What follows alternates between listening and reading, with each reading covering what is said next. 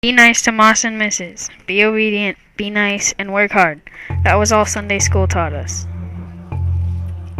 Of the estimated 50 million slaves of America's slavery period, a very minute number received education. Slave owners thought of slaves as property, so they did not see reason for educating them. Thus, slaves were illiterate and were led along to believe that all they needed to know was to be obedient, nice, and hardworking.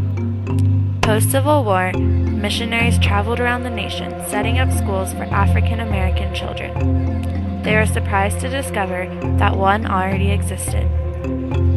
Lily Ann Granderson was born into slavery as her mother was enslaved after her grandmother's death at the age of 3. At some point in her childhood, she was moved to Kentucky, where she worked as a house servant. She was very trusted by her owner and formed a close friendship with his children, who taught her how to read and write. After her master's passing, she was sold to Mississippi, where her owner put her in the fields.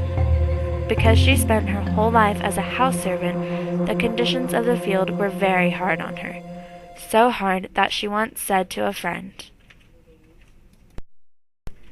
"Oh, how I longed to die, and sometimes I thought I would die from such cruel whippings upon my bared body."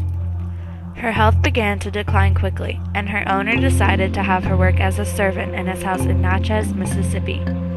Once she experienced the rough conditions of the plantation and saw how slaves were truly treated, she made a very brave decision to open a secret night school for slaves. Despite what the majority of slave owners thought, Lily knew that everyone deserved an education. The school operated from midnight to 2 in the morning in a secluded room at the back of an alleyway. Lily took on 12 students at a time and taught them how to read and write. When they were literate, she graduated them and took on 12 more students. Over the course of 7 years, hundreds received good quality education. Eventually, the news leaked out, and authorities came to see if this was true. Lily was afraid that she and her students would be punished, but she was happy to discover that this was not the case. Although it was illegal for a white to teach an enslaved black and for a free black to teach an enslaved black, there was no law against a slave teaching a fellow slave. The American Missionary Association was impressed by Lily and asked if she would join their staff. She agreed. Last it was heard of Lily Ann Granderson, she was 54 and was one of the first African Americans to open a bank account in her town. She lived with her husband and 2 children and was still teaching. She had also become a deaconess at her local Baptist church.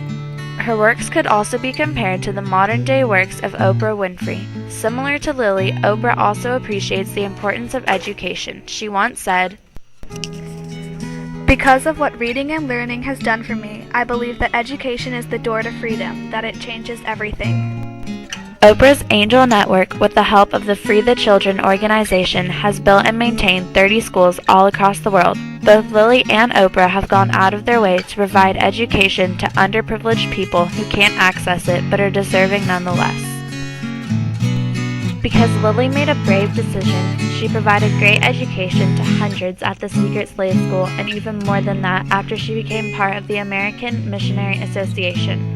Despite not much being known of Lily Ann's life and what became of her, she serves as a great inspiration for many, and her story still carries on and will for many years to come.